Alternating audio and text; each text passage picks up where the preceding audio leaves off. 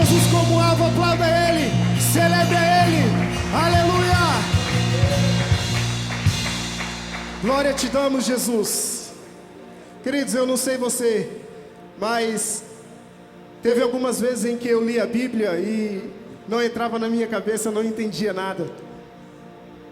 Até que um dia eu ouvi uma palavra sobre oração. E oração, ela fala sobre conversar, né?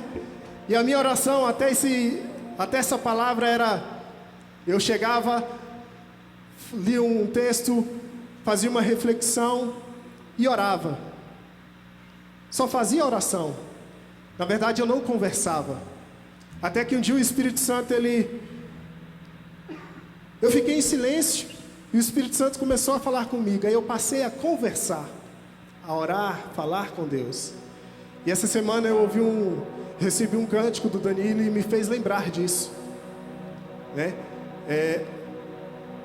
Parece que quando aquele momento onde eu comecei a conversar e entendi o que é oração, os meus olhos se abriram da mesma forma como os dois homens, os dois discípulos no caminho de Emaús. Quando Jesus, sentado à mesa, partiu o pão, os olhos dele se abriram e o coração começou a arder desde que estava no caminho com Jesus.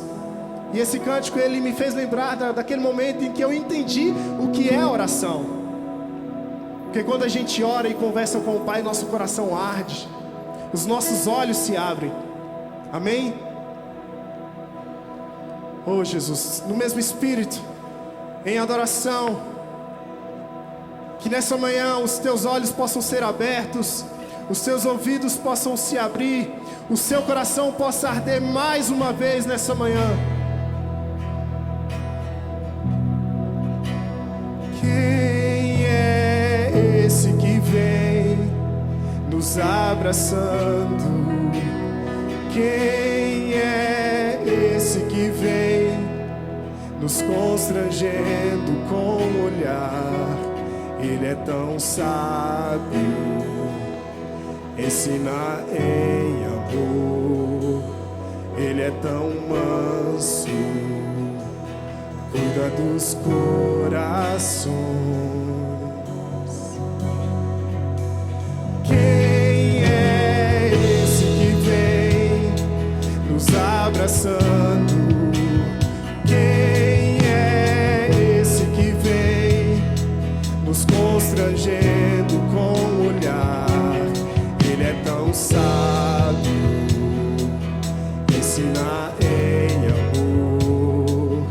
Ele é tão manso, cuida dos corações. Ele entrou em casa, ele está à mesa, ele nos observa, sabe que o esperamos, e ao partir o pão, os nossos olhos se abrem e reconhecemos quem tu és. Ao som da tua voz, os nossos corações queimam de amor, queimam de amor. E ao partir o pão, os nossos olhos se abrem e reconhecemos quem tu és. Ao som da tua voz, os nossos corações queimam de amor, queimam de amor.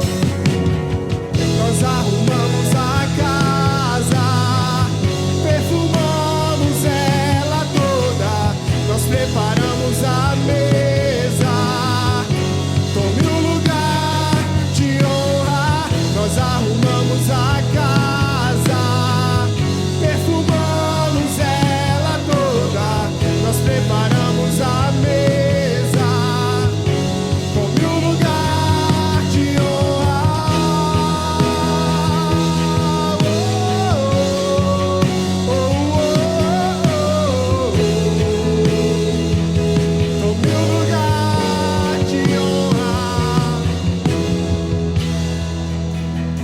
Aleluia, Jesus. Venha tomar o seu lugar de honra, Senhor, nessa manhã. O seu lugar, ó Pai, que é teu por direito, Pai, porque o Senhor conquistou na cruz.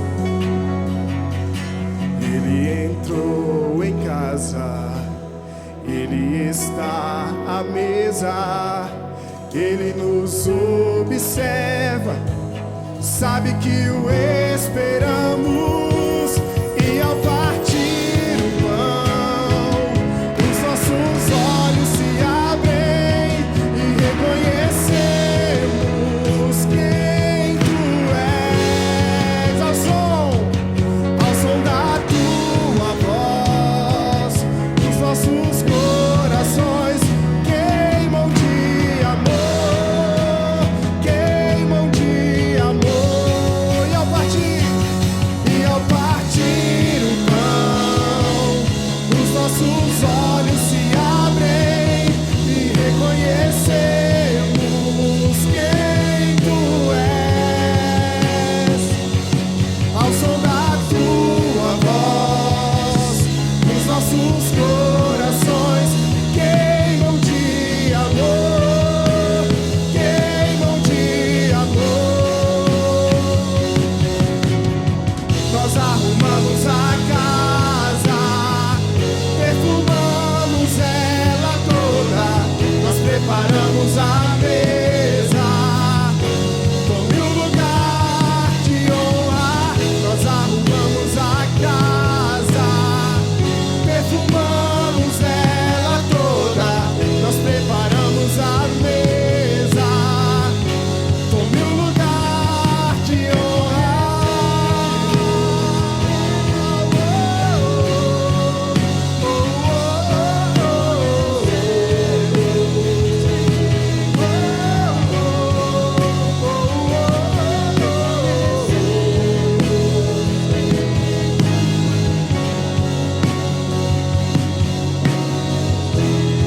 Santo é o seu nome, Jesus. Aleluia, Deus. Nós preparamos, ó Pai, a mesa, Deus, para que o Senhor possa assentar conosco. Nós te convidamos, Jesus. Nós te convidamos, ó noivo, vem, Maranata, a hora vem. Maranata, a hora vem o noivo.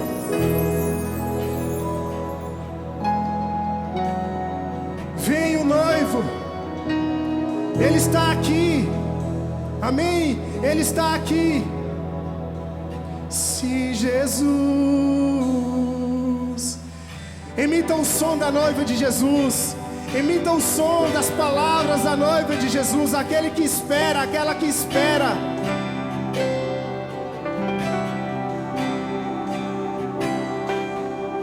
Aleluia.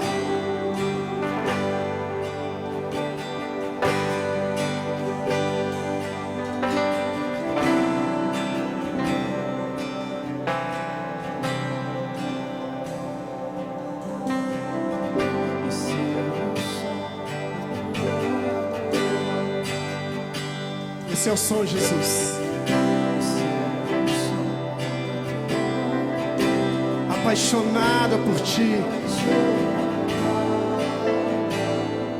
fascinada, Senhor, pelo Teu amor. Diga: este é o som da sua noiva.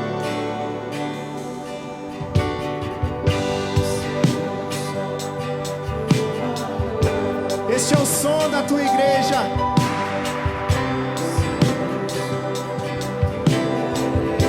Apaixonada por Ti, Jesus. Fascinada por Teu amor. Diga: Maranata, vem, Jesus.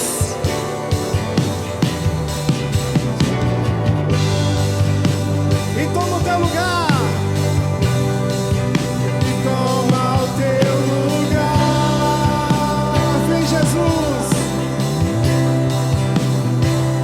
Vem, Jesus,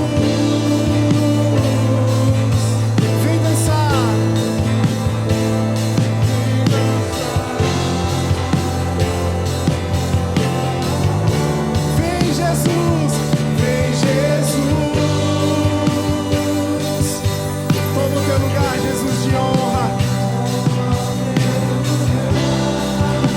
que estou, Jesus. Vem, Senhor, dançar com a gente nessa manhã.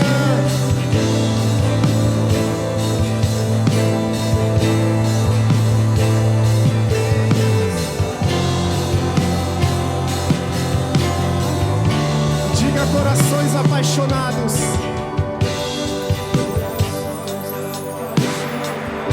Corações entrelaçados ao de Jesus.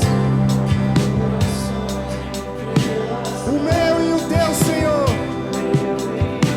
O meu amado e eu.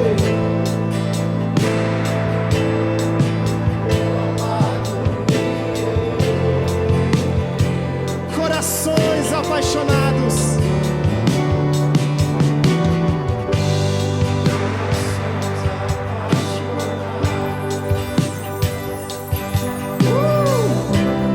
Corações entrelaçados.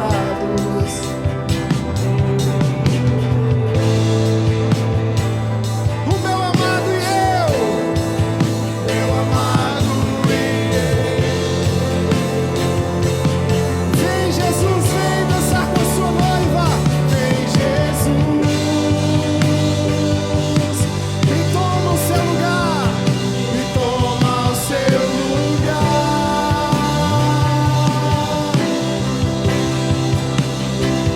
Vem, Jesus, vem dançar, Jesus, com a sua noiva. Vem dançar. Vem, Jesus,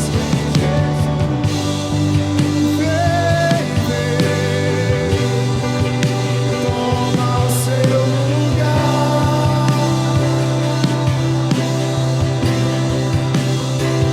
Vem, Jesus.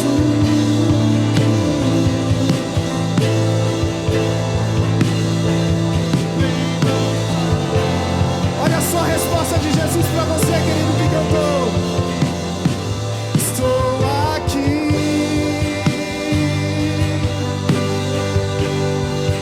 Vim tomar o meu lugar.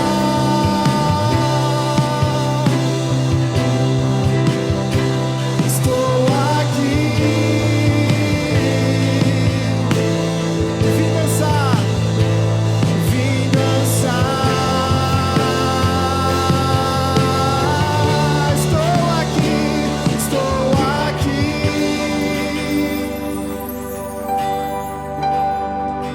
Vim tomar o meu lugar.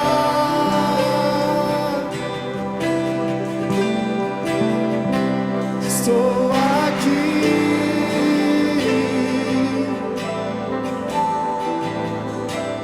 Vim dançar. Você pode abrir os seus braços? Abra os seus braços, queridos. Em espírito, o Espírito Santo está te conduzindo nessa dança.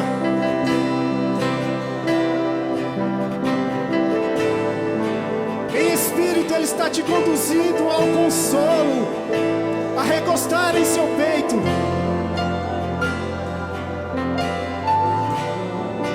Em espírito, Ele te leva a lugares onde Ele quer te levar e que você conheça a vontade dEle. Porque só noivo nos conduz ao lugar eterno.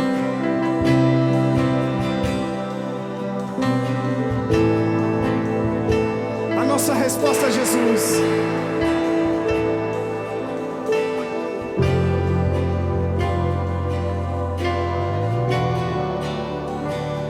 Vem, Jesus,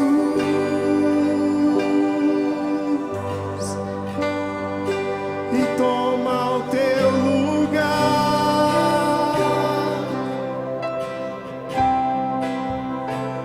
Vem, Jesus,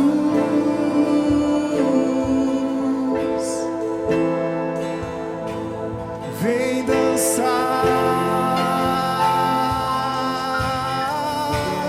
Olha, Jesus, estou aqui.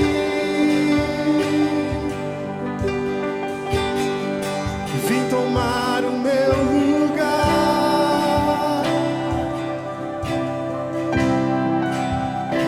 Estou aqui.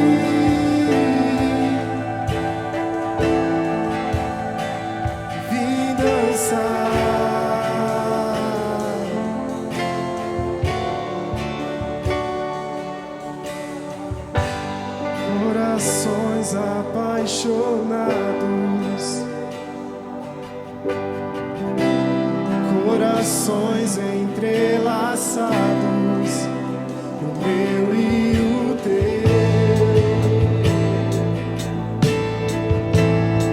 o meu amado e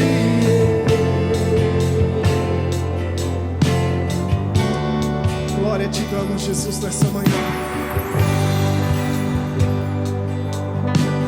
Que o nosso coração possa arder, os nossos olhos possam ser abertos e nos render graça e adoração ao seu nome, Jesus. Oh, Senhor, toma o seu lugar, Jesus, toma o seu lugar. Essa é a nossa primícia, Senhor, nessa semana para Ti, Senhor. Essa é a nossa primícia, Senhor.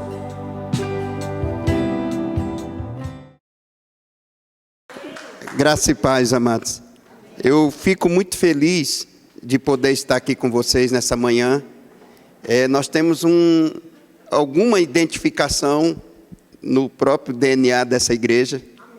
Deus nos deu uma palavra profética que deu início a essa igreja. E eu falo ao teu DNA nessa manhã. Receba a glória de Deus sobre a tua vida espiritual. Receba a glória de Deus sobre a tua casa. Receba a glória de Deus sobre a tua vida financeira. Vai romper. Nós estamos com a incumbência de falar um pouquinho do ano profético do evangelismo. Nós estamos debaixo dessa palavra e a agenda profética mundial está debaixo dessa palavra. E não é uma palavra de um ano, é uma palavra da próxima década. Os próximos anos, Deus está preparando a igreja para uma colheita. Deus está preparando o seu exército para executar a sua vontade na terra, para manifestar o seu reino na terra. E Deus está gerando isso em cada canto da terra. E segundo a palavra profética, Deus está levantando aproximadamente 1,2 bilhão de pessoas, de cristãos na terra, que Ele está trabalhando para executar essa colheita. É a geração de Josué, uma geração que entra na terra prometida, é uma geração que vai executar a autoridade do céu na terra com muito poder, autoridade, com muitos sinais, muitos prodígios e um romper como nunca houve. Por quê? Deus está fazendo algo e Ele vai intensificar isso, que é algo de dentro para fora. Você vai se fortalecer no seu espírito. É muito importante no mundo que nós estamos vivendo, nós entendermos que a experiência que nós temos com Deus precisa crescer, nós precisamos amadurecer, nós precisamos nos fortalecer no Espírito. Eu tenho falado com alguns líderes, alguns pastores amigos, apóstolos, que Deus não está preocupado em trazer uma nova estratégia, um novo modelo ou uma estrutura nova. O que Deus quer é uma nova prática do Evangelho, uma nova prática de uma vida cristã consistente. E eu sinto que o Espírito de Deus, Ele quer ativar o povo de Deus a uma postura não de obrigação, não de viver uma vida numa expectativa tão caótica como a gente tem ouvido alguns profetas falarem ao longo desses dias. Eu sou de uma mentalidade de Atos dos Apóstolos, quando diz que Jesus vai ser retido no céu até que todas as coisas sejam restauradas, as coisas que foram preditas pela boca dos santos profetas. Enquanto nós não executarmos o que Deus quer que seja feito na terra, não espere que Jesus não volta. Eu sinto muito frustrar algumas pessoas que estão dizendo, vem logo Jesus, porque o amor de muitos está esfriando e as coisas estão ficando difíceis, vem logo. Não, Ele é o Criador, mas Ele colocou o homem, a igreja, como Senhor da terra. E é nós que temos que sujeitar a terra, subjugar o inimigo e entregar o domínio a ele, para ele poder voltar, para ele poder assumir. Está nas suas mãos e nas minhas mãos, como igreja, a restauração de todas as coisas. Quem quiser profetizar caos, que profetize, mas nós somos uma geração que profetiza restauração. Irmão, Deus não é perdedor. Deus não está satisfeito com a nossa postura. Nós estamos com a postura de ficar esperando o fim. E não é isso. Nós temos que ser como Noé, que ele estava trabalhando independente de qualquer coisa. Então, eu estou profetizando e trabalhando para uma grande restauração, para uma grande manifestação de Deus na terra. Amém? Glória a Deus. Eu quero que você abra a sua Bíblia em Mateus 22. Amém? Mateus 22. No versículo 37. Mateus 22, 37. É um ponto de partida. Eu quero falar ao teu espírito nessa manhã. Acorda. Espírito adormecido, acorde. Receba a palavra do Senhor. Levante-se e assuma a sua responsabilidade como filhos, como responsáveis por essa mudança na terra. Tudo que está acontecendo na terra é nossa responsabilidade. O poder e a autoridade para ligar e desligar, como diz Mateus 18, é nossa. Nós estamos esperando Deus fazer o que é nossa responsabilidade fazer. É muito fácil a gente dizer, Deus vem e traz um avivamento, e quando Deus se manifestar vai resolver tudo. Mas não é desse jeito. Deus escolheu usar você e me usar para mudar essa realidade. Então, Deus colocou nas suas mãos e nas minhas mãos todo o poder e toda a autoridade para dizer o que deve permanecer e o que não deve. Só tem uma questão que nós não estamos fazendo, que é agir debaixo dessa palavra, debaixo dessa grande comissão e executar o que Deus mandou a gente fazer na terra. Então, eu estou com o meu espírito queimando, assim, fervoroso. Eu comecei a experimentar algo de Deus que eu tenho ficado impactado com as perspectivas que Deus tem para a igreja nesses últimos dias. Irmão, se você vê, você vibra, você vai dar grito de júbilo, porque você faz parte de tudo isso. Amém? E é interessante que aqui em Mateus 22, 37, e Jesus disse-lhes, amarás o Senhor teu Deus de todo o teu coração e de toda a tua alma e de todo o teu pensamento. Este é o primeiro e grande mandamento, e o segundo, semelhante a este, é, amarás o teu próximo como a ti mesmo. Destes dois mandamentos, depende toda a lei e os profetas. Eu acredito que aqui tem uma chave. Jesus está falando que todos os 10 mandamentos se resumem, de alguma maneira, nesses dois principais, que fala de relacionamento que nós devemos ter verticalmente com Ele e relacionamento que nós devemos ter horizontalmente uns com os outros, mas fala de algo profundo do coração. Nós precisamos aprender a amar a Deus de uma maneira em que Ele seja a prioridade, que Ele seja o mais importante, porque Deus não tem compromisso, Ele não pode acrescentar alguma coisa na vida de quem Ele não é o primeiro, na vida de quem Ele não é o Senhor. Então, quando Mateus 6,33 diz, buscai, pois, o reino de Deus e a sua justiça, e todas as outras coisas vos serão acrescentadas, esta é a maior chave de prosperidade que existe em toda a Bíblia. Não tem outra chave mais poderosa do que essa, porque se você coloca Deus e a justiça dele em primeiro lugar na sua vida, Deus mesmo é quem acrescentará todas as coisas de que você necessita. Todas. Não está nada de fora disso. Agora, se ele não é a prioridade, se ele não é o primeiro, se ele não é o mais importante, eu tenho que me preocupar. porque ele não tem compromisso nenhum de acrescentar alguma coisa, ou melhor dizendo, ele não pode me acrescentar, porque eu não estou honrando ele. Nós temos, a gente já ouviu muito isso, nós temos a unção que nós respeitamos. Vocês estão recebendo a unção dos apóstolos. Se por algum motivo vocês se chatear e sair, vocês não levam a unção deles. Porque você só tem a unção que você respeita. Se você não respeita, você não vai ser abençoado. Toda pessoa que respeita a unção dos seus líderes, elas são prósperas. São pessoas bem-sucedidas, são pessoas que rompem, são pessoas que têm experiências com Deus, porque Deus se agrada disso.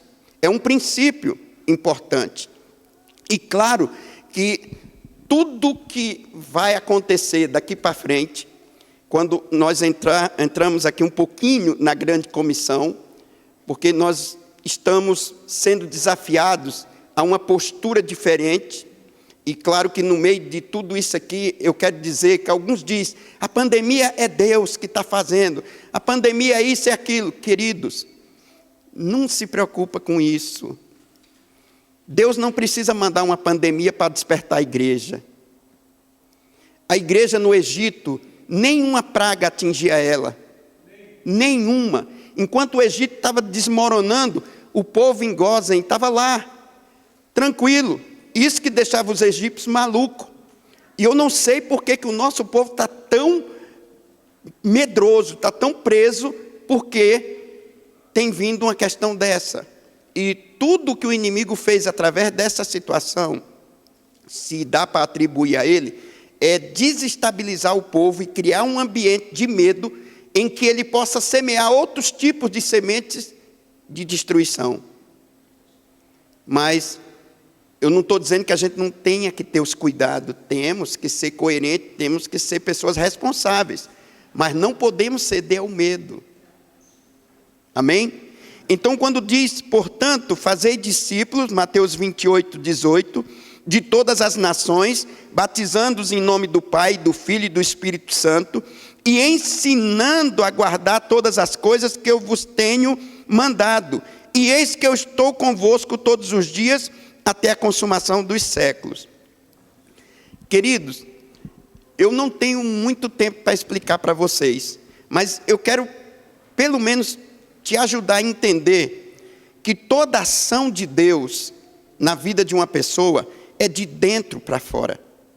Deus não age de fora para dentro. Então, logo, é do seu espírito para fora. Quando você aceitou Jesus, que Ele deu vida, você nasceu de novo, você se tornou um só espírito com Ele. E ao se tornar um só espírito com Ele, começou um novo tipo de relacionamento aqui dentro de você. O Pai habita aí dentro, o Filho habita aí dentro, o Espírito Santo habita aí dentro. Isso é muito importante para nós, porque toda a nossa força está aqui dentro. No dia que a palavra profética veio sobre apóstolo José Henrique, apóstolo Arilma, ali era uma semente com um DNA, com todo o potencial, com toda a capacidade, com todo o recurso, com todos os dons, com todas as habilidades, com todas as criatividades, inteligências, para fazer o que está acontecendo. Então, tudo de que você precisa já está dentro de você. Quando você ceia, você bebe o cálice, que você celebra o corpo e o sangue, ao bebê-lo, você está estabelecendo uma aliança com Jesus, e a aliança de sangue, tudo que é daquela pessoa passa a ser seu, e tudo que é seu passa a ser dela.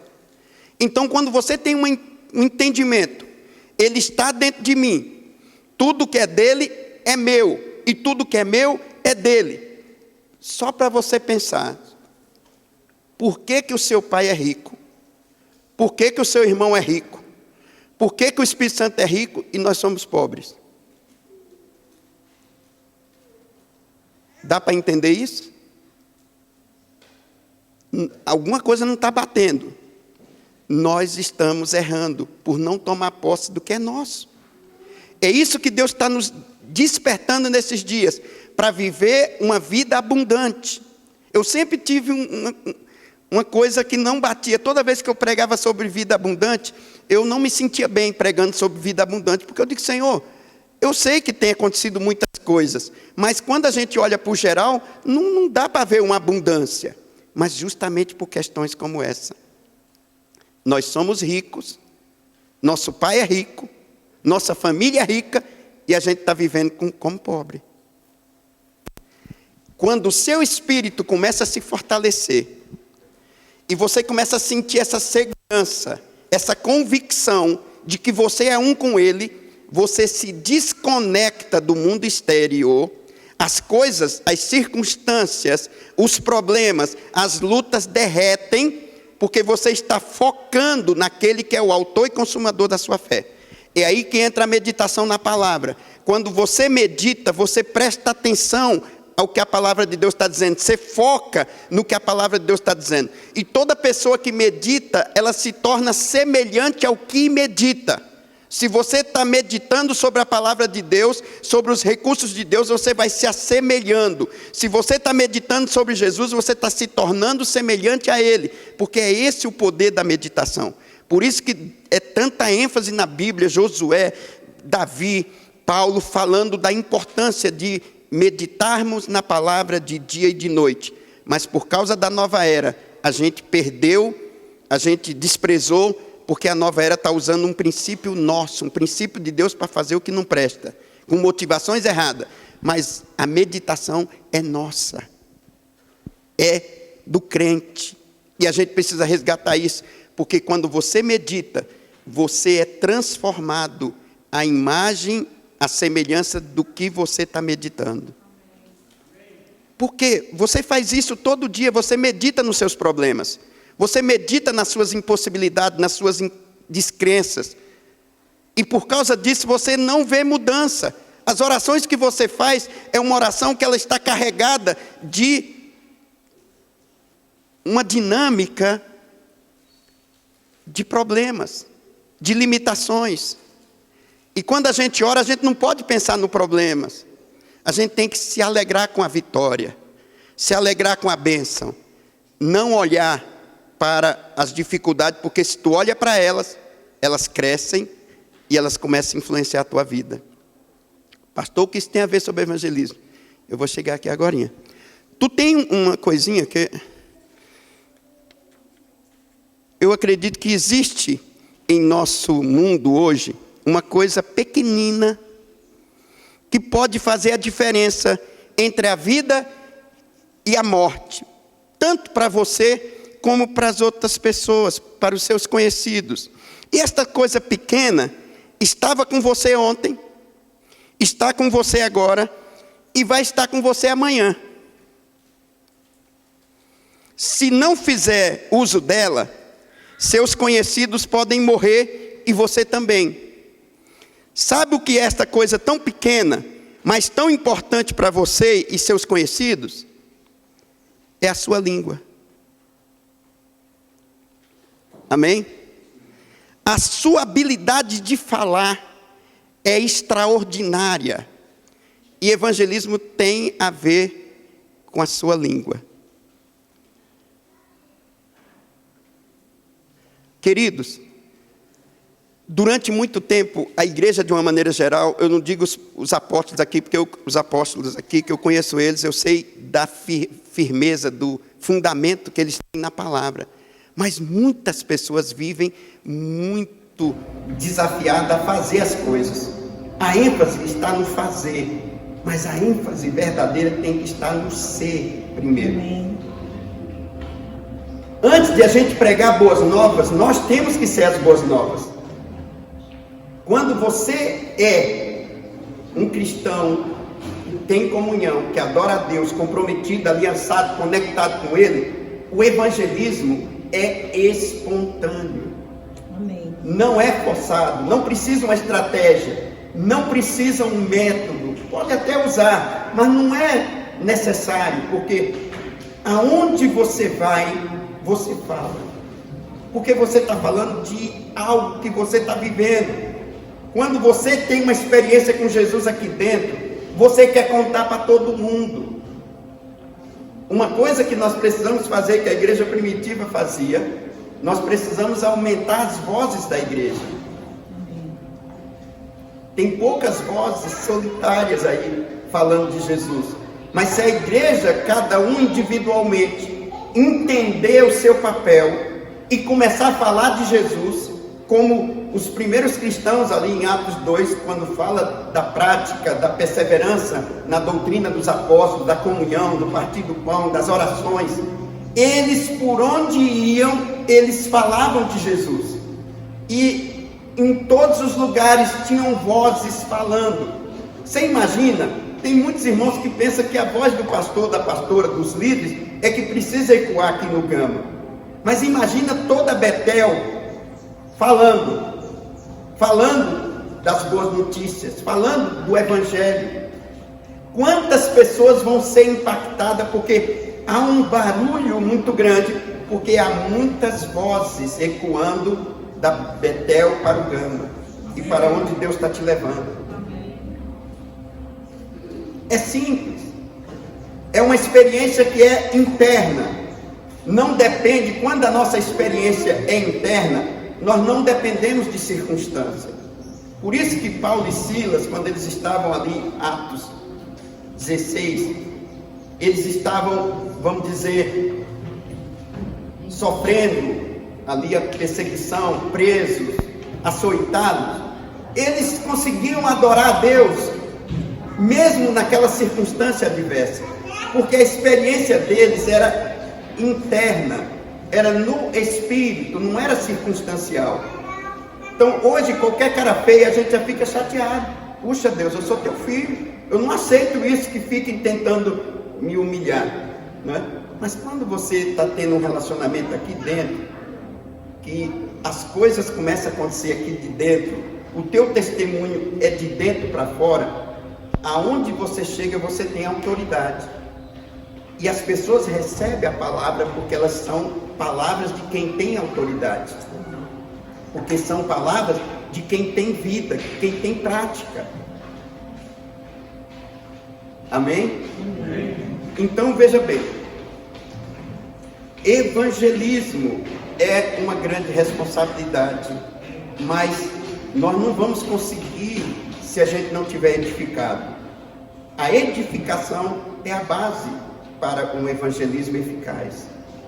Isso que nós temos entendido, e nós temos trabalhado na edificação dos irmãos, porque nós passamos por muitos momentos, perdemos gente, ganhamos gente, perdemos gente, ganhamos gente, e a gente não entendia que tinha a ver com essa edificação interior, que é cada pessoa ter uma experiência pessoal com o Pai, uma experiência pessoal com Jesus, uma experiência pessoal com o Espírito Santo, aqui dentro, porque Deus está preso aí dentro.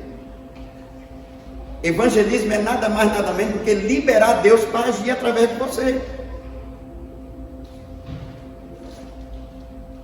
Há uma porta no seu espírito que, se você abrir, Deus se manifesta através de você. O Pai, o Filho e o Espírito Santo estão habitando dentro de você. Mas para Ele poder tocar as pessoas, você precisa entender que é através de você que vai fluir. Por isso que Jesus disse em João 7:37, quando ele começa a falar na grande festa, que do seu interior fluirão rios de águas vivas. Rios no plural. Quem são os rios? O rio da glória, que é o Pai, o rio da graça, que é o Espírito Santo, e o rio da vida, que é Jesus. Pelo menos 3 rios vai fluir de dentro de você, porque você está tendo comunhão com Ele, você está sendo um com Ele, você está vivendo um relacionamento íntimo com Ele. A sua vida começa a tocar a vida de outras pessoas, porque o que você vive está transbordando através de você. Eu estava falando na madrugada hoje com alguns irmãos que oram com a gente, eu falando, durante muito tempo nós nos comportamos como alguns tipos de abelha, que elas fabricam mel e elas comem tudo, não sobra nada. Se você pegar uma capa, não tem um pingo de mel, tem umas abelhas que ela fabrica e dá para até tirar alguma coisa. Mas nós estamos vivendo uma experiência cristã que só dá para o gasto. Muito mal dá para nós. E nós precisamos ter uma experiência que vai transbordar, que vai abençoar quantas pessoas, porque nós temos a bênção de Abraão. E a bênção é que as famílias da terra serão benditas através de vocês. Essa é uma unção que nós não podemos abrir mão dela. Nós estamos aqui para fazer a diferença e sermos abençoadores. Por isso, o ano profético, nós estamos debaixo dessa palavra de evangelismo, porque nós queremos treinar todas as pessoas que se disporem. Eu estou treinando pessoas individualmente, em grupos e em grupos maiores. Se a pessoa tem uma hora, aquela hora eu vou treiná-la naquela hora. Eu vou prepará-la para liderar a célula, eu vou preparar para discipular a pessoa, eu vou preparar para aquilo que Deus quer que ela faça. Esse ano todinho de 2021 eu estou totalmente envolvido com esse propósito de treinar a igreja a ter uma excelência de maturidade e também de comprometimento, uma igreja que todos os membros estão ativos. Eu comecei a desafiar em dezembro do ano passado, novembro do ano passado mais ou menos, que todos os membros da nossa igreja começassem a dar para Deus, para o reino de Deus, toda a sua inteligência, toda a sua criatividade, todos os seus recursos, tudo que tem de especial, coloca à disposição do reino, porque tem muitos irmãos criativos, inteligentes, super habilidosos, que estão dando tudo isso para empresas, estão dando isso para alguns tipos de grupos, que não tem nenhum compromisso com a salvação de vidas. Eu não tenho dificuldade que você trabalhe, que você faça e vença profissionalmente, mas o primeiro é você dar para o reino. Amém? Aleluia. Então imagina, se você está aqui, você está olhando, o que é que eu posso contribuir, o que eu posso cooperar? Eu tenho um dom, eu tenho um talento, eu tenho uma habilidade, eu tenho uma inteligência que eu posso colocar a dispor dos apóstolos. Eu posso me envolver e eu posso somar e eu posso ser um cristão ativado dentro dessa comunidade, onde essa comunidade ela vai ter um poder de impacto muito grande dentro dessa cidade. Porque são irmãos que estão funcionando, o corpo bem ajustado, consolidado, está dando um fruto tremendo. Então, nós não somos espectadores, nós não fomos chamados para ficar assistindo cultos. Nós fomos chamados para fazer parte de um projeto transformador, de um projeto abençoador. Queridos, nosso Pai está trabalhando até hoje. Nosso irmão está trabalhando, o Espírito Santo está trabalhando, e nós temos que trabalhar. Amém? Aleluia. Imagina quantas pessoas da sua família podem ouvir a sua voz a respeito das boas notícias do Evangelho. Quantas pessoas no seu trabalho, na sua vizinhança, aonde você passa, na rua. Não é à toa que uma pessoa cruza com você. Você que não está atento, mas você poderia sinalizar. E quem sabe aquela pessoa está precisando de um sorriso para ela se identificar com você e sentir confiança de que você pode ajudar ela. E que você está preparado, porque você está vivendo uma experiência com Deus aqui dentro. Eu tenho 3 anos que eu estou trabalhando com a Boa Semente de Braslândia para mudar a mentalidade do povo, de deixar de buscar a bênção e buscar o abençoador. Irmão, que luta que eu travei. Eu não sabia em que eu estava me metendo. Mudar a mentalidade do povo. Deixa de buscar a bênção e busca o abençoador. Oh, meu Deus, é tão mais valioso, é tão mais proveitoso. Mas a mente que nós temos é uma mente grega. É uma mente religiosa. É uma mente do depois. Sempre a gente está pensando que vai acontecer depois. Um dia eu sei que as coisas vão mudar na minha vida. Um dia eu sei que a minha vida financeira vai mudar. Um dia eu sei que Deus vai fazer alguma coisa na minha vida. Não, é agora, é hoje. Não é depois.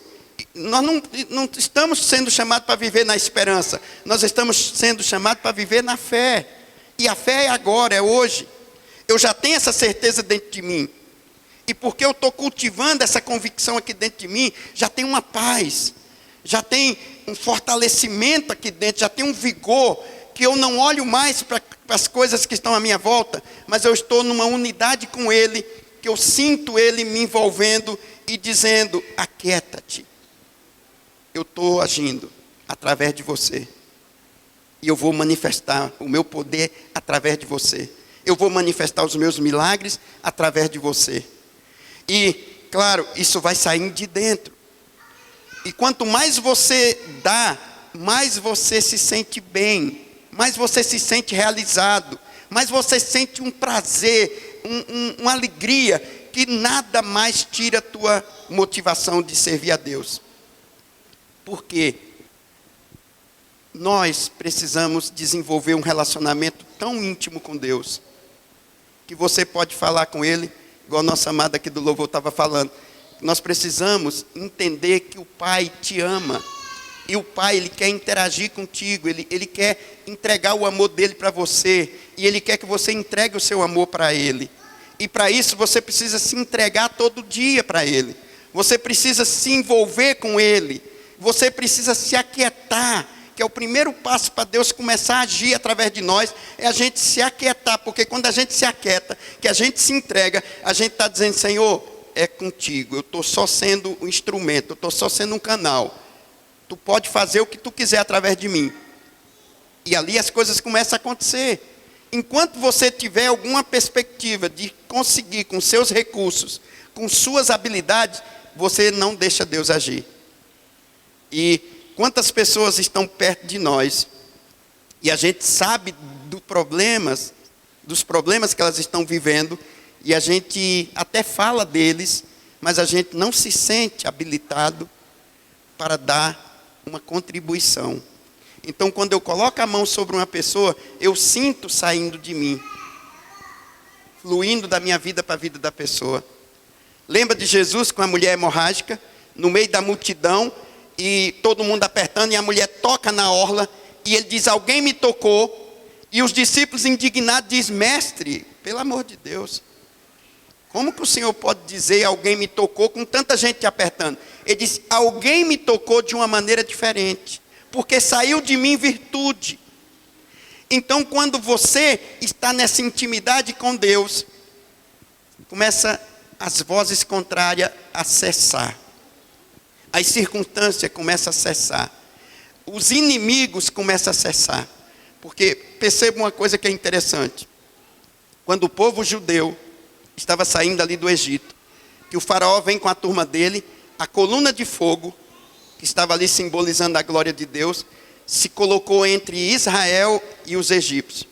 Para Israel, a coluna de fogo era bênção, era benéfica. Para o egípcio, era escuridão, confusão. Olha que coisa extraordinária.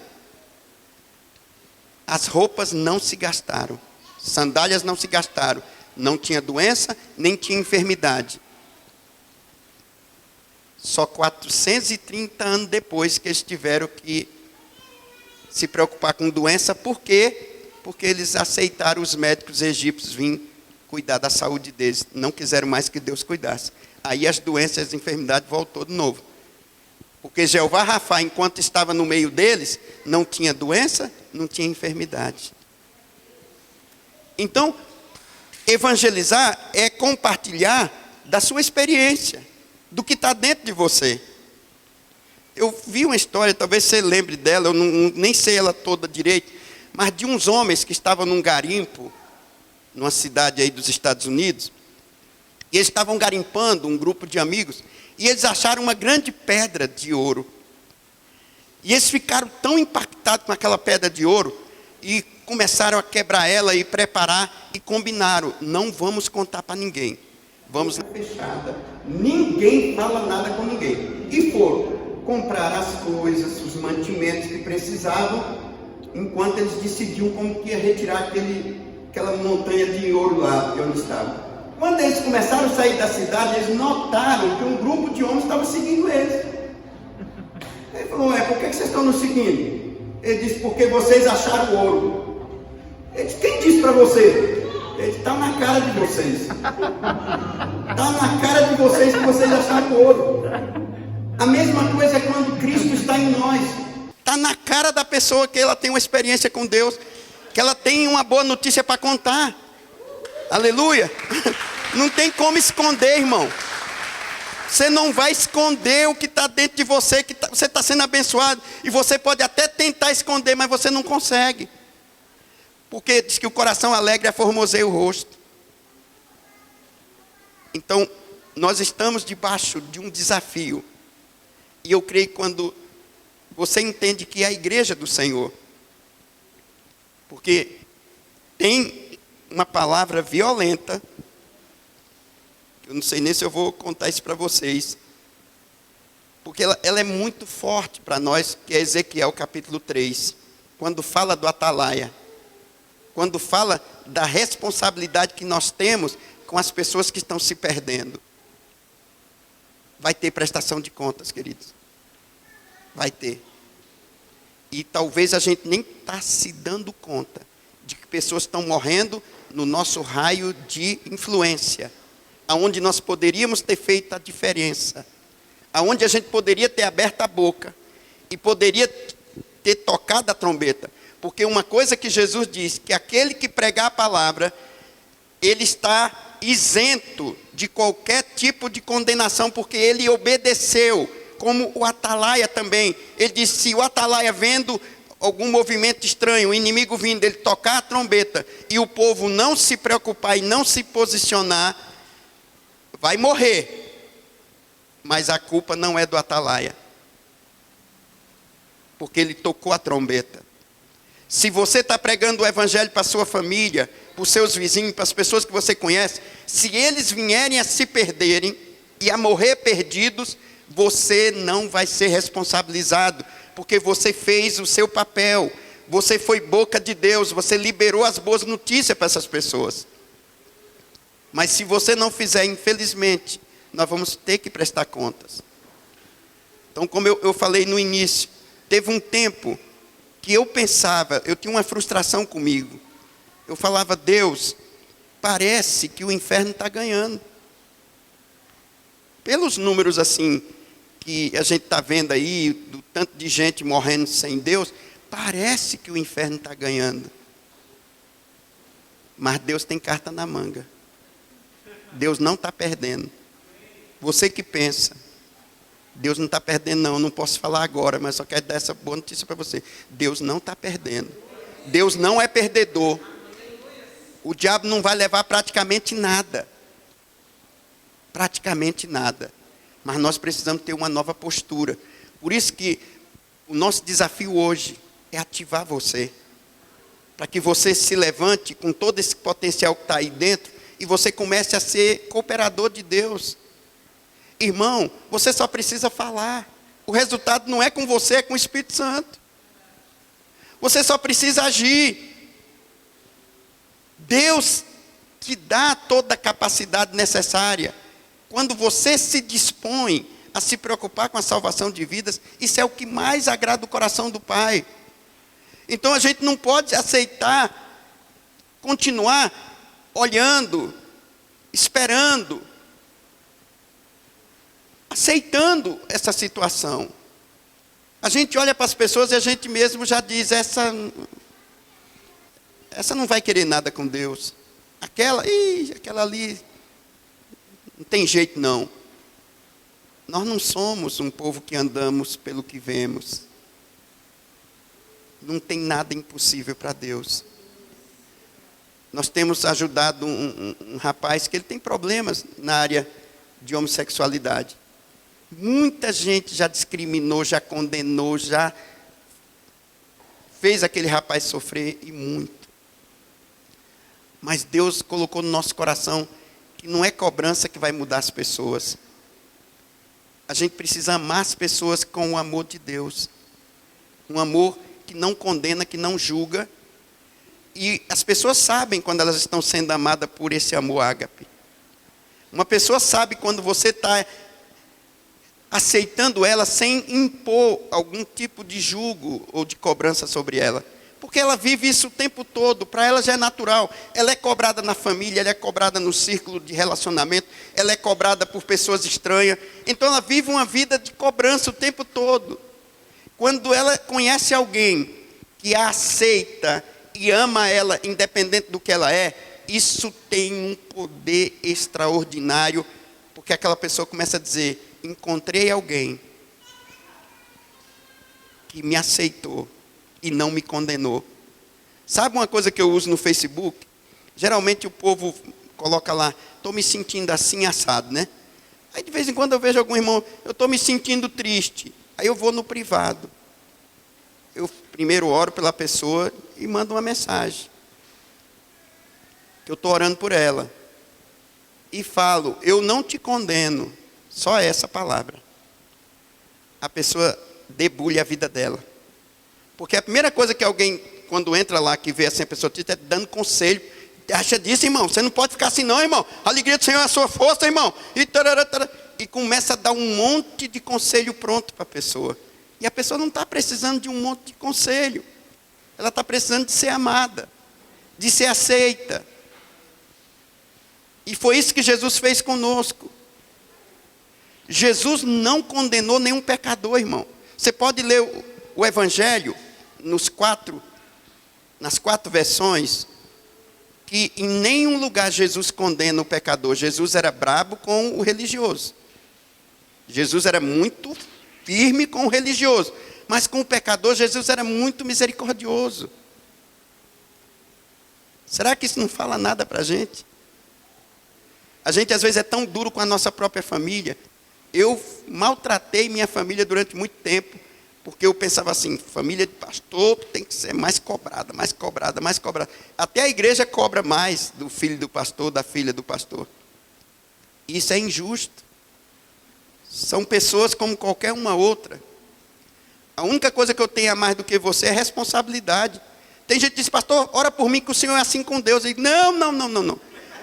Eu não aceito, e Deus falou: não aceite ser intermediário entre o povo e mim, porque eles ouvem minha voz. Cada ovelha ouve a voz de Deus.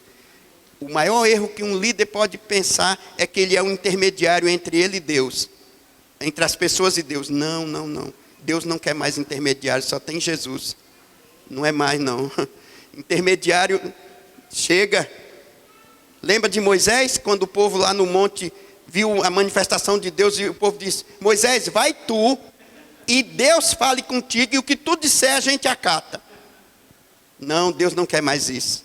Por isso que Deus quer habitar dentro de nós agora. Deus está habitando dentro de nós. Não tem mais como. Está dentro de você.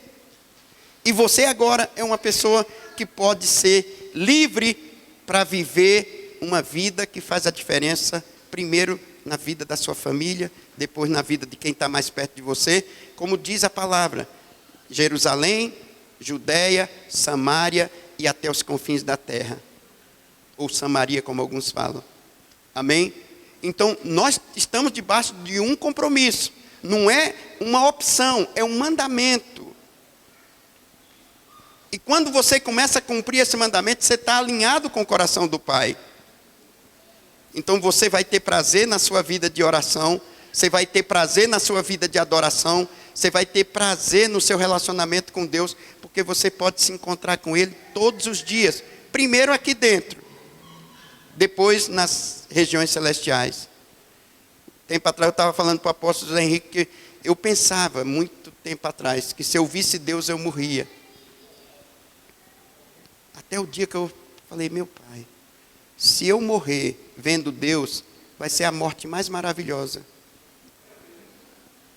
E foi quando eu descobri que ver Deus não morre. E que nós podemos nos encontrar com o Pai, como eu estou falando aqui com vocês. E que o Pai está tão desejoso de poder ter esse relacionamento contigo. De você poder entrar e desfrutar dessa comunhão com Ele. De você nem vai lembrar de pedir nada. Porque é tanta glória, é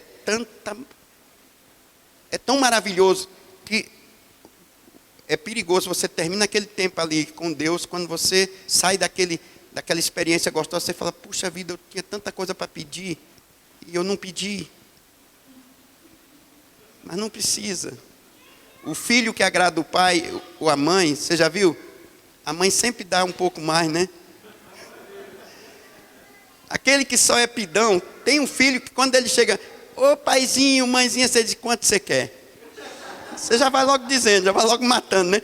Mas tem aqueles filhos que eles não pedem, eles ficam ali, e aqueles filhos mexem com o coração da gente. E a gente termina dando muito mais para eles por causa da espontaneidade. Não é verdade? Então, Deus quer nos levar a uma experiência com Ele, primeiramente. Antes de você querer falar com alguém, fale com Deus primeiro. Gaste um tempo com Deus. Nós vamos poder sair e fazer contato com as pessoas, mas você está tão cheio de Deus que pouca coisa você vai fazer. Porque Deus vai fazer através de você. As doenças vão sair. Os demônios vão sair. E as pessoas vão sentir algo que elas nunca sentiram na vida, porque elas estão em contato com o Deus Todo-Poderoso, através de você. Então, Ele está dentro de nós, e o que a gente precisa é desenvolver espiritualmente, para amadurecer espiritualmente, e com o espírito amadurecido, fortalecido, nós temos como servir a Ele de uma maneira muito eficaz. Então, eu vou dizer só 4 coisas para a gente orar.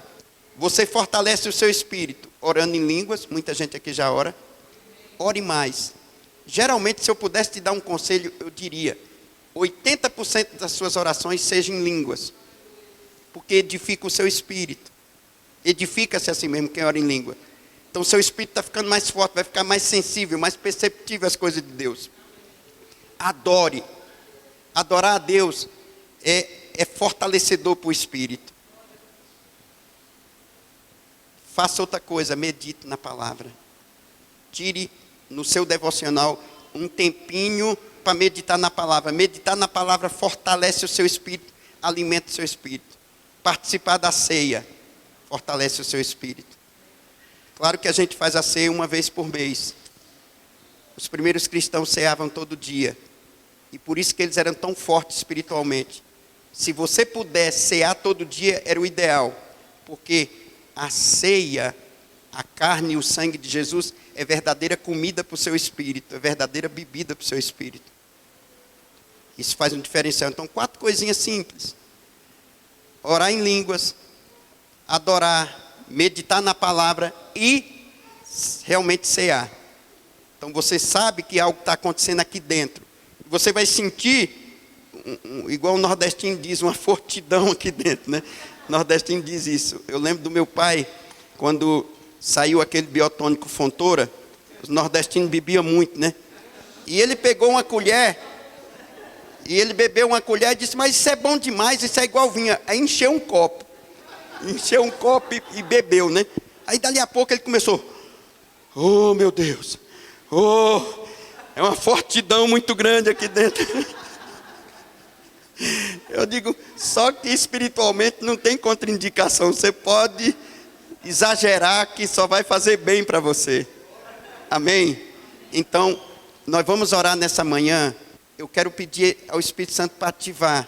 Eu nem me preocupei muito de entrar nessa parte de evangelismo, porque eu sei que isso é uma consequência que vocês vão começar a compreender que se você cuida do seu interior, você é uma testemunha viva onde você chegar. Mesmo que você não abra a boca, sua vida denuncia você. O semblante denuncia você. A alegria denuncia você. A sabedoria denuncia você. Lembra dos discípulos? Quando apareceram depois ali da ressurreição e que eles não tinham muito estudo, mas aqueles homens... Tanto os religiosos como os próprios romanos diziam, esses estiveram com o mestre, porque eles tinham desenvolvido uma sabedoria, uma habilidade, que era difícil de acreditar que pessoas tão limitadas, vamos dizer assim, intelectualmente pudessem fazer o que eles faziam, a ousadia, a intrepidez com que eles praticavam o evangelho.